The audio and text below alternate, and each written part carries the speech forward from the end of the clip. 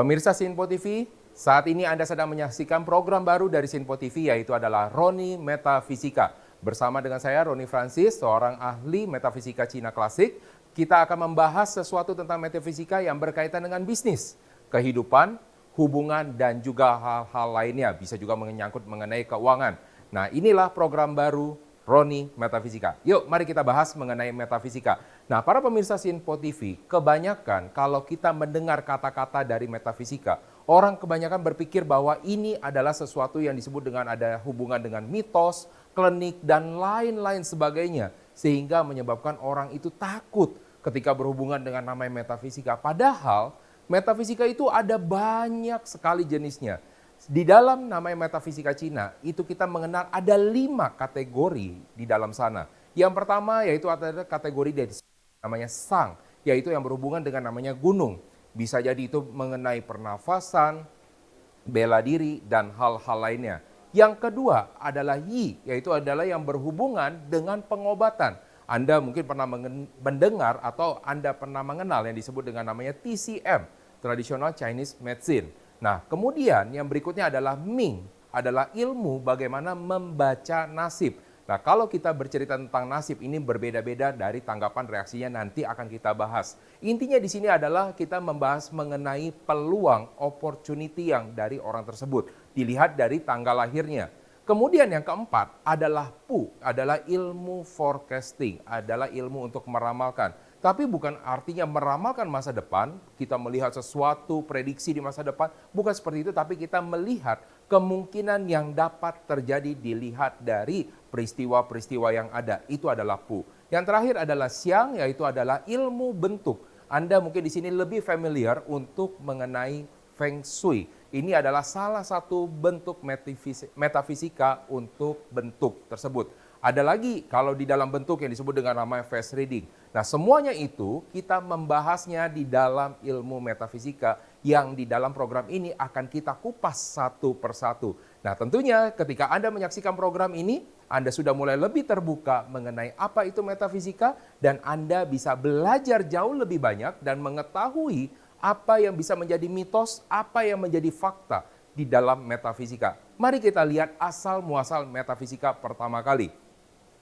Nah, di dalam Cina, waktu itu ada satu kaisar dari antara semua kaisar. Satu kaisar ini adalah kaisar yang sangat terkenal yang disebut dengan namanya Kaisar Huangti. Nah, dia ini memerintah, dia hidup dari tahun 2700 before century sampai 2150 before century. Jadi, Kaisar Huangti itu biasa kalau namanya kerajaan dikelilingi dengan banyaknya para pelajar. Ya, jadi kalau misalnya di dalam namanya negeri Cina, orang yang akan menjadi menteri biasanya adalah seorang pelajar. Selebihnya akan menjadi jenderal biasanya di dalam peperangan. Nah, ketika para pelajar ini diminta sama Kaisar Huangti, tolong kamu membuat namanya suatu analisa. Apabila ada satu orang dengan orang yang lain mempunyai suatu kesamaan, mempunyai namanya suatu pola. Karena di dalam zaman dahulu kala, di dalam negeri Cina itu sudah sangat dikenal dengan ilmu perbintangan atau ilmu astrologi. Nah, ketika di dalam ilmu astrologi ini diperkenalkan kepada rakyat-rakyat biasa, maka rakyat-rakyat biasa kebanyakan mengatakan tidak ada terlalu mengerti tentang apa yang dimaksud dengan astrologi karena bahasa yang sedikit menjelimet. Nah, kali ini mereka menggunakan istilah yang berbeda. Mereka menggunakan pendekatan di dalam kehidupan mereka sehari-hari. Yang dimana kita tahu ketika zaman dahulu kala, maka bercocok tanam atau bertani menjadi kehidupan sehari-hari bagi rakyat biasa. Oleh karena itu, para pelajar ini mengkonversi apa ilmu yang sudah dipelajarinya menjadi sesuatu binatang yang dekat dengan mereka. Maka Anda mengenal sampai dengan saat ini, mengenal dengan namanya zodiak, yang dikenal dengan ada sio-sio. Mulai dari sio tikus, kemudian ada sio dari sio kerbau, sio dari sio macan, sio kelinci, sio naga, sio ular, sio kuda, sio kambing, sio monyet, sio ayam, kemudian sio anjing, dan juga terakhir adalah sio babi. Nah, itu yang dikenal untuk para rakyat-rakyat jelata. Nah, kali ini di kerajaan dari Kaisar Huangti, akhirnya setelah mengumpulkan para pelajar yang menjadi orang-orang kepercayaan dari kaisar tersebut diminta untuk membuat suatu namanya pola. Nah, pola-pola ini yang dikumpulkan oleh Kaisar Huangti yang menjadi pembelajaran metafisika yang akan kita kupas satu persatu. Nah, Kaisar Huangti ini membawa banyak sekali pengaruh di dalam namanya metafisika, terutama di dalam membaca tanggal lahir, membaca paras wajah, di mana mereka menemukan pola-pola khusus yang sebenarnya sudah ditemukan juga sebelumnya. Nah, inilah yang dilakukan oleh Kaisar Huangti. Nah, untuk penjelasan mengenai metafisika itu sendiri, mari kita lihat penjelasan berikut ini. Jadi, di dalam namanya metafisika, ada dikenal dengan namanya Cosmic Trinity. Kalau misalnya Anda mengenal namanya Cosmic Trinity, ada 3 hal. Ya, kalau kita berbicara di dalam ceritanya tentang orang-orang Chinese, mereka selalu berbicara tentang namanya usaha dan juga peluang. Terutama adalah keberuntungan. Atau mereka sebut dengan namanya hoki. Jadi, bagi kebanyakan orang, orang yang mempunyai namanya uang, akan disebut adalah orang yang beruntung. Tetapi di dalam negeri Cina sendiri, ketika mereka mempelajari namanya metafisika, mereka mengetahui ada 3 faktor, bukan hanya satu. Yaitu adalah dari faktor heaven, yaitu bagaimana orang tersebut dilahirkan. Apakah dia dari keluarga orang-orang kaya, apakah dia lahir dari keluarga orang yang mungkin banyak membutuhkan bantuan dari lahir. Nah, apakah dia juga lahir dengan penuh ya sesuatu kebutuhan khusus yang harus dia perlukan, atau dia terlahir normal? Apakah dia lahir sebagai seorang laki-laki? Apakah dia lahir sebagai seorang perempuan? Nah, ini semua adalah dari faktor heaven. Nah, pertanyaannya adalah, kalau misalnya Anda selalu perhatikan, apakah kita bisa mengubah namanya keberuntungan yang kita dapatkan dari awal? Nah, tentunya Anda sudah tahu jawabannya, tidak. Maka ada orang yang mengatakan, wah, orang ini A akan lebih beruntung daripada orang yang B. Kenapa? Karena dia lahir dengan ada sendok perak di dalam mejanya.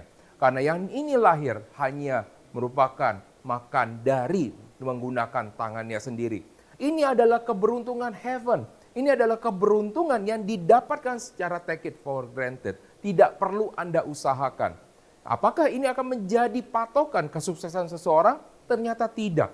Ya, jadi para pemirsa Sinpo TV, bagi Anda yang tidak dilahirkan dengan sangat berkecukupan, Anda tidak perlu khawatir. Karena itu hanya sepertiga faktor untuk bisa menjadi namanya sukses. Faktor kedua yang akan kita bahas di sini adalah faktor earth atau faktor bumi. Di mana faktor dari faktor bumi di sini adalah faktor yang orang bilang adalah lokasi. Di sini unsur Feng Shui sangat berpengaruh terhadap orang tersebut. Anda mungkin pernah punya kenalan di mana waktu lagi awalnya ketika dia masih kecil, ternyata dia bukan siapa-siapa. Dan ternyata waktu lagi ketika dia masih kecil, tidak pernah diperhatikan. Orangnya tidak pernah dipandang. Akhirnya orang tersebut pergi merantau ke kota. Nah, apa yang terjadi ketika dia merantau ke kota? Orang tersebut mencari uang, akhirnya mendapatkan sampai suatu kesempatan. Akhirnya dia mempunyai kesempatan untuk bisa mempunyai lebih banyak kemakmuran yang kita sebut dengan namanya kesuksesan. Pertanyaan dari saya, apakah dia termasuk orang yang beruntung? Para pemirsa Sinpo, mungkin Anda di luar sana berpikir bahwa apakah saya harus pindah kota ketika saya ingin mendapatkan kemakmuran, ketika saya ingin mendapatkan namanya suatu kesempatan, kekayaan, dan hal-hal lainnya. Tentunya tidak harus seperti itu, karena untuk dari faktor earth ini juga hanya sepertiganya. Apa yang terjadi apabila orang tersebut dilahirkan dari keluarga yang cukup berada, keluarga yang cukup berkecukupan, akan tetapi tinggal di dalam lingkungan yang tidak mendukung dia. Anda pernah mungkin mendengar suatu cerita-cerita di luar sana, di mana dia menjadi satu orang yang dibully, tidak diterima oleh keluarganya sendiri, walaupun hidupnya berkecukupan. Apakah dia bisa menjadi orang yang akan sukses di kedepannya? Anda mungkin sudah bisa tahu jawabannya. Nah, faktor ketiga yang akan kita bahas di sini adalah faktor manusia. Di mana kalau misalnya Anda membaca buku-buku, terutama buku-buku dari negeri barat, maka Anda akan lebih banyak menemukan pembahasan tentang namanya manusia. Apa yang dimaksud tentang faktor kesuksesan dari unsur manusia? Yaitu adalah pengembangan dirinya. Coba Anda bayangkan, kalau misalnya Anda menjadi orang yang sangat antusias, bisa jadi Anda pertama, Anda tidak lahir di dalam keluarga kaya, Anda mungkin lahir tidak berkecukupan, Anda mungkin lahir hanya perempuan biasa, tetapi Anda juga tidak mendapatkan kesempatan untuk lingkungan yang mendukung Anda. Tetapi di dalam lingkungan yang sangat menyulitkan, mungkin menyesakkan dada Anda, tetapi Anda di situ mempunyai antusiasme yang sangat luar biasa. Apakah dia bisa sukses? Tentunya bisa. Kenapa dia bisa sukses? Pertanyaannya. Karena ini juga merupakan salah satu faktor di mana unsur kesuksesan ini sangat berpengaruh. Nah, akan coba saya balik kalau misalnya hal-hal yang terjadi berbeda sebelumnya. Kalau misalnya seandainya Anda lahir di dalam keluarga yang misalkan contoh ya, Anda mungkin lahir dari keluarga yang sangat mampu, punya uang, tidak usah Anda pikirkan lagi. Pokoknya nanti Anda ketika lagi menikah, Anda sudah pasti menikah dengan orang kaya juga, jadi Anda tidak perlu pikirkan. Soal bisnis, Anda juga pasti akan diberikan, karena Anda adalah keturunan satu-satunya. Lalu yang kedua, Anda juga di lingkungan yang dimana di sini adalah Anda didukung oleh keluarga Anda didukung oleh lingkungan Anda didukung oleh kerabat bisnis Anda. Tetapi di dalam faktor manusianya Anda menyia-nyiakan hal seperti itu. Anda cuma cukup bermalas-malasan, Anda tidak melakukan upaya apapun juga sehingga membuat apa? Apapun yang terjadi yang Anda lakukan itu seolah-olah dia hanya untuk sekedar saja menyenangkan orang lain. Apa yang terjadi? Akhirnya orang tersebut tidak menghasilkan dan tidak sukses. Ini lain ceritanya dengan para motivator mungkin yang Anda dengar di Indonesia. Dia bercerita bahwa dia tidak lahir dari keluarga kaya. Dia tidak lahir dari keluarga yang mendukungnya. Dia tidak lahir dari lingkungan yang akan mensupport dia. Tetapi dia mengusahakan dirinya. Di mana salah satu yang dia lakukan adalah pergi merantau. Nah, makanya teman-teman semua, para pemirsa Sinpo, Anda mungkin pernah melihat kenapa orang-orang Cina itu merantau. Salah satunya adalah untuk memperbaiki unsur earth-nya ini, adalah unsur lokasinya. Ini bisa nggak kita rubah misalkan untuk di rumah kita? Tentunya sangat bisa. Rumah menghadap kemana akan menentukan kesuksesan Anda. Tidak pasti setiap kali yang bilang bahwa ketika kita membeli rumah menghadap ke arah timur, pasti kita akan mendapatkan kesuksesan yang jauh lebih banyak daripada rumah yang menghadap ke arah barat. Itu merupakan sesuatu yang namanya mitos yang akan saya bahas di dalam episode-episode selanjutnya. Nah, mari kita lebih jauh lagi mengenai dari metafisika ini. Di dalam metafisika kita mengenal dengan namanya elemen-elemen. Jadi selain dari namanya sio-sio yang sudah kita kenal, di dalam setiap tahun ada sio-sionya yang diwakili oleh binatang-binatang tertentu yang lebih dekat waktu itu kepada para petani. Dimulai dari sio tikus. Lalu elemen-elemen ini tujuannya buat apa? Ini adalah untuk kombinasi. Setiap sio akan dibarengi dengan namanya elemen. Mari kita bahas satu persatu elemen yang ada di dalam metafisika. Yang pertama kalau misalnya Anda lihat di sini adalah elemen kayu. Di mana kalau misalnya di dalam elemen kayu ini kita belajar tentang yang namanya pertumbuhan. Jadi sio-sio yang berada di dalam elemen kayu biasanya dia menyukai suatu namanya proses. Jadi orang-orang tersebut akan selalu berbicara bahwa ada hal-hal, ada langkah-langkah yang akan dia jalani satu persatu sehingga akan membawa dia kepada kesuksesan yang dia inginkan. Tentunya ini akan berbeda apabila dia diikuti dengan elemen yang berbeda. Kita bahas yang kedua. Yang kedua ini adalah elemen api. Elemen api ini sangat berbeda dengan elemen kayu. Di mana elemen api kalau misalnya Anda lihat dan Anda bisa membayangkan ya untuk api tersebut biasanya seperti apa? Panas. Apabila Anda mengetahui tentang namanya panas, apa yang Anda pikirkan tentang namanya panas? Orang-orang yang biasanya cukup dekat dengan orang lain disebut dengan orang yang hangat. Maka kepribadian dari orang-orang yang berunsur elemen api biasanya mempunyai kepribadian yang hangat. Bisa jadi kalau dia mempunyai unsur apinya yang sangat dominan dan sangat berlebih, itu akan membuat orang tersebut sangat agresif.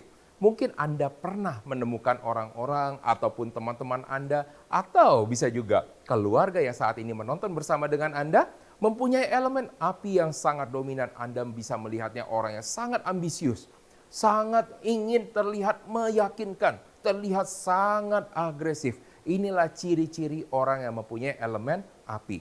Belum saya bahas lagi mengenai unsur demi unsur, ya, hubungan dan bagaimana cara untuk menetralisirnya. Tentunya makanya pastikan Anda terus bersama dengan di dalam program ini, di dalam program Roni Metafisika. Selanjutnya, ya, yang akan kita bahas, selain dari unsur api, ada unsur tanah di sini. Kenapa bilang ada unsur tanah? Nah, biasanya di dalam namanya unsur tanah di sini, ya coba Anda bayangkan tanah itu tidak hanya di dalam bentuk tanah biasa, tanah kosong. Mungkin kalau bagi Anda, mungkin pemirsa Sinpo yang belum terbiasa dengan namanya elemen, yang Anda bayangkan tanah adalah untuk menanam tanaman. Betul ya? Tetapi di dalam elemen yang disebut dengan elemen tanah, ada unsur yang, ada unsur yin. Jadi Anda mengenal konsep disebut dengan namanya konsep yin yang. Unsur tanah yang mempunyai unsur yang, biasanya kita akan lebih menggambarkan seperti gunung. Apa yang Anda bayangkan kalau misalnya gunung? Apakah gunung dapat berpindah? Apakah gunung dapat berubah? Tentunya Anda langsung bilang tidak, karena gunung itu sifatnya tetap. Nah, ini akan lain cerita kalau misalnya Anda bilang bahwa, oh sekarang gunung itu sudah banyak berubah. Karena gunung-gunung tersebut dikeruk. Untuk mengambil sesuatu dari gunung tersebut, itu akan membawa sesuatu perubahan yang berbeda. Tetapi kalau kita bercerita tentang gunungnya sendiri, bahwa gunung itu tidak akan pernah berpindah. Kita kesampingkan dulu ilmu-ilmu yang lain, misalkan kalau misalnya ada pergeseran tanah dan lain-lain, kita kesampingkan dulu. Tetapi secara naturnya, gunung itu tidak berpindah. Artinya apa? Orang-orang yang mempunyai unsur elemen gunung ini, elemen tanah, biasanya adalah orang-orang yang dapat dipercaya. Dia mempunyai prinsip hidup yang kuat. Sehingga kalau misalnya kita bilang dia bisa menjadi seorang yang sangat keras kepala. Inilah orang-orang yang mempunyai unsur namanya tanah. Kelebihan lain dari orang unsur tanah adalah dapat dipercaya. Ketika dia sudah dapat dipercaya, kita dapat memegangnya. Maka kalau misalnya Anda sebagai seorang praktisi dari metafisika, Anda selalu akan mencari orang-orang yang mempunyai unsur tanahnya yang cukup baik untuk dapat menjadi rekan bisnis Anda, untuk bisa menjadi karyawan Anda atau tim Anda, ya. Karena unsur tanah ini adalah unsur loyalitas, unsur trust, unsur kepercayaan dan unsur kesetiaan. Mari kita lihat dari unsur yang lainnya. Yaitu adalah unsur, di sini adalah unsur metal. Nah, terkadang lucu juga ya pemirsa, kadang-kadang kalau namanya orang Cina dia nggak mau bilang metal. Dia bilang ini adalah elemennya adalah elemen emas. Padahal yang dimaksud sebenarnya awalnya adalah metal ya. Jadi metal ini banyak macam, bisa jadi besi, bisa jadi yang lain. Tetapi kalau misalnya kita lihat secara naturnya, metal itu berbeda dengan dari unsur namanya tanah. Metal kita coba pikirkan di yang paling dekat dengan namanya petani. Apa yang berunsur metal? Ada namanya kapak, ada namanya pacul. Berarti orang-orang yang mempunyai unsur elemen dari metal atau elemen emas, ya terserah dari orang versi Anda sendiri, Anda sukanya yang mana ya. Tetapi tetap itu adalah unsurnya logam. Nah, ketika kita berbicara logam, untuk bisa menjadi suatu namanya proyek, suatu pekerjaan, maka Anda membutuhkan elemen metal yang cukup. Apabila Anda tidak mempunyai elemen metal yang cukup, maka itu akan menjadi hanya mimpi belaka. Maka pastikan Anda mempunyai unsur yang tepat ketika Anda ingin menjalankan sesuatu, dan Anda mencari unsur yang tepat ketika Anda mencari partner bisnis Anda. Nah, yang terakhir, ya, dari unsur 5 elemen di sini adalah unsur air. Nah, pasti Anda bertanya-tanya, apa bagusnya unsur air? Bukannya kita melihat air itu seperti samudera, air itu dapat berubah kemana saja? Betul, kita melihat ada dua versi, unsur yang dan unsur yin. Apabila kita melihat unsur dari namanya unsur air, Biasanya air kita umpamakan seperti lautan samudra yang luas. Anda bisa berpikir kalau misalnya orang di lautan samudra berpikir melihat yang jauh. Artinya orang-orang yang mempunyai unsur elemen air ini adalah orang-orang yang mempunyai visi yang sangat panjang. Biasanya pemimpin-pemimpin lahir dari orang-orang yang berunsur air. Nah, untuk lebih jelas hubungan-hubungannya nanti kita akan bahas di program berikut yang lainnya. Nah, kali ini saya akan memberikan suatu tips-tips karena kita sudah berada di dalam tahun 2024, di mana di sini adalah sionya sio naga. Nah, lebih tepat lagi sio naga di sini adalah sio naga kayu. Beda nggak kalau dengan sio naga air, naga tanah? Pasti akan berbeda. Di dalam sio naga kayu ini menandakan bahwa tahun ini adalah sesuai dengan elemennya adalah pertumbuhan.